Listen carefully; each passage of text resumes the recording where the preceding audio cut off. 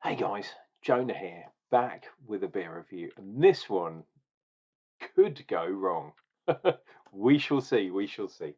This is another special beer that I picked up from Andy at the Royston. It is this bad boy, Overtone Brewing, which is fan bloomintastic. And the beer itself is Finger Guns Pew Pew, and that's 8.5, I think, if it'll focus. Come on, hocus pocus. There we go. 8.5%. And if we go onto the back, it's a DIPA and it's got 5 hops in it, which are Citra, Mosaic, Azaka, Eldorado, and Sultana. Oh, there you go. It says there. Hops fade fast, so drink fresh. And this is where we run into a small issue, but never mind. We've got barley, oats, we've got yeast, so no wheat in there, apparently. And this was brewed a while ago, and then they brought it back in 2022. And this, I believe, is the 2023 batch, but it's well out of date. It's got some, I think it's October 23. So it's over a year out of date. It's a year and a couple of months. This could all go pear-shaped. It really could. And this might be the last example of this can in the country. So it's going to be really interesting. But before, oh, and the other thing is, there we go, it's £7.50. But I got a substantial discount on this bad boy because it was so over the sell by, use by, best before. It's well old. And I've got to do this. Pew, pew, pew. Smoking finger guns. Yeah, baby. So, my God, I'll tell you the one thing is, it is nice and squidgelicious. So if that's not a real world, it is now. But yeah, this could be, I mean, it's quite a bitter, dank beer from what I understand in the first place. But Jesus H. Christ, this could all go completely pear-shaped in a bitter way. So what I'm going to do is something I don't usually do, and that's pour a little bit, drink some, and then pour the rest in, because I reckon there's going to be a shed load of particulate at the bottom. So let's see what we get. I mean, it's going to be pretty dank anyway. So let's call it that here. There we go. That's the best part of a glass, eh? There is a fingernail's head on this bad boy. Let's see, can we get some head going? I don't think we can. Maybe a tiny bit, but not too much. Look at the legs coming down the side of the glass. Don't know if you can see that. That is usually a whiskey thing, but you do get it on beer as well. Right, let's go in. I'm smelling medicinal, dank. I'm getting a little bit of that kind of spiciness that comes from. It's got Sultana hops in it. It's not so much the Sultana, the fruit itself, but it's that kind of spiciness.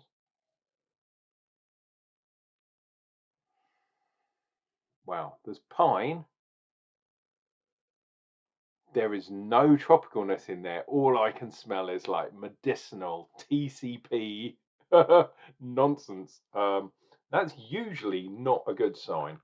I remember when I did my beer judging certificate, they said TCP is a definite off flavour that comes in beer from either bad packaging, an infection, or something, maybe like leaving it for a year past its best before date. But it has been in a can, it's been sealed, it's been kept in a cellar. So I'm hoping everything is good with this beer. But yeah, the amount of hops in here is gonna be real dank. It's gonna be like, roar. Anyway, it's one of those times. Cheers and beers, dear viewer. hopefully I won't die, and I'll do another beer review real soon if I don't die. I usually save that to the end, but this could be bad. Let's see what happens.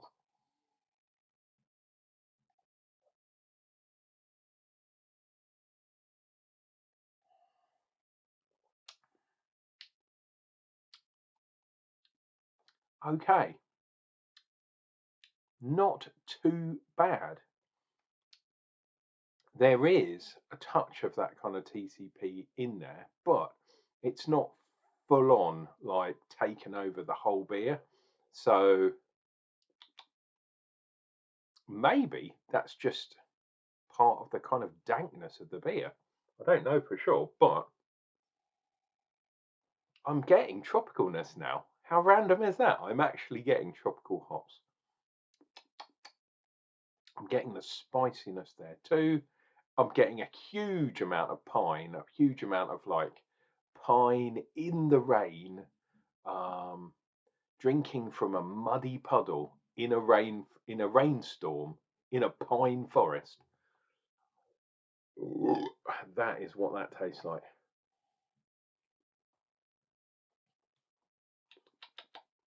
You know what? Maybe that TCP kind of thing is like a real heavy kind of piney thing.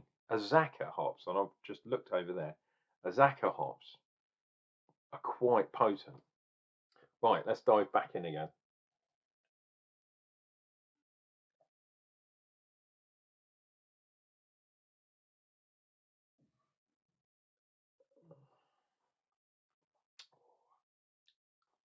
Whoa. As I was getting to the bottom of that, whoa. The thing is, right, if there was an infection in the bottle, in the can, sorry, it would usually tighten up like a drum skin. But in this case, that didn't happen. But there's something about drinking a really, really hoppy beer way later on than it should be drunk. Drink fresh, kids. Make sure you drink fresh. Don't wait till you're 18. No, always wait till you're 18. But yeah, they all say it. Drink fresh, and then they put a year on the use by date or whatever it is. But this is what happens. Right, let me see. So there is probably a third of this can left. I want to see, is it, let's stir it up a bit. Is there going to be some proper, like, gnarly stuff in there?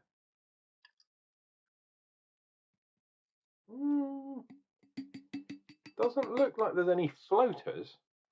Oh, you know what? I need to do one of these, don't I? Something like that.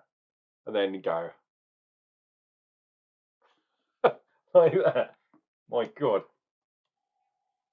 Andy from the Royston, you bad boy. You did say that if any of these were mad, then, you know, come back. But, you know, this one's not going to kill me, I don't think.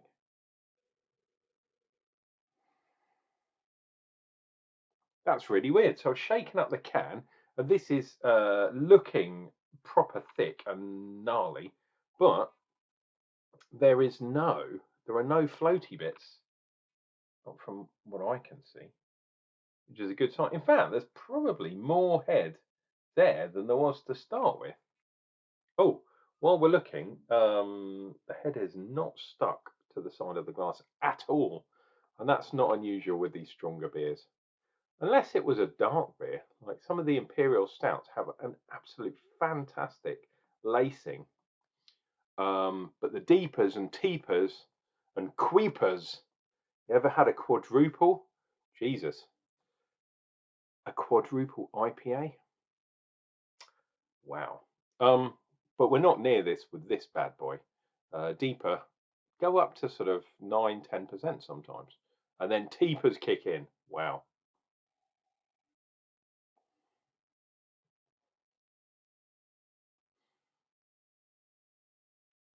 And weirdly, this half of the can smells fresher and has less of that TCP craziness than the first part of the can. Work that out. That's like reverse psychology.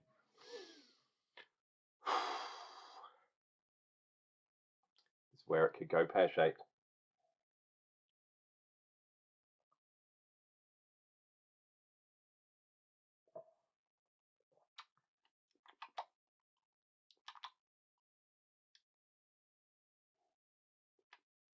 There is something phenolic in there. There definitely is. But yeah, I was getting the TCP stuff more from the start of the can, and this is slightly sweeter. Work that one out. I was just afraid, like I said, my luck with beers, the little bit right at the end, the backwash, when that goes in, it takes sometimes particles in, and I knew this has been sitting around for at least 2 years. I don't think Andy, yeah, he basically left some stored up somewhere in the cellar, pardon me, and then forgot about it. And then he was like, "Oh, I can't sell it to people." I know. I'll give it to Jonah. He'll drink it. You're damn right I will. um, Nuts. Look at that. There's actually quite a fat line of head there, which is cool. So maybe I should have poured it all in one go. Never mind. I'm not a man who likes the dank beers. I'm really not. I know other people, they love that stuff. They'll literally scoop out like yeast with a spoon and start eating it like yogurt. It's absolutely crazy. However, this is not, even in this state, this is not kind of the worst dank beer I've had. It's up there, don't get me wrong, because that's proper like gnarly phenolic. If this was a whiskey, this would be an Isla or a Jura. No, probably Isla or an Orkney. Although Highland Park has gone a bit downhill in recent years. Um, yeah, is it Highland Park? Is that the one from Orkney? I think it is. But some of the ones from Isla, Jesus Christ, the phenolic. That's why I'm not that bothered with this phenolic kind of taste that I'm getting. Apart from it might be infected, in which case I've infected myself. So if you're watching this and the zombie apocalypse has happened, it could be because of this damn beer. I'm the first one of the faster than light zombies. 28 years later, apparently, it's coming, even though it isn't 28 years later. What happened to 28 months later? That's what I want to know.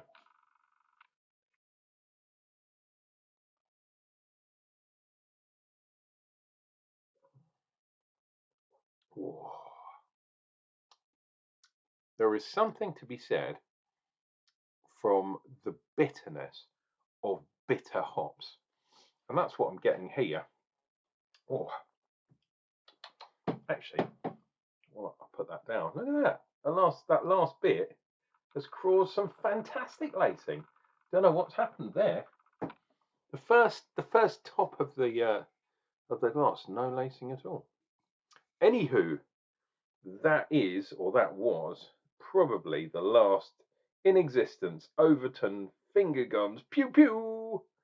If you've got one of these bad boys hanging around and you're aging it, god damn you, why are you doing that kind of thing?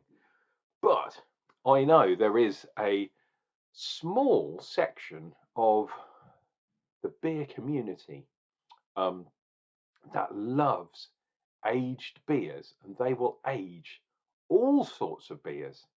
For me, dark beers and stronger beers, like Abbey beers, like Belgium styles and stuff, age quite well. The multi bad boys, hoppy beers, in my humble opinion, don't age too well just because they go mega bitter.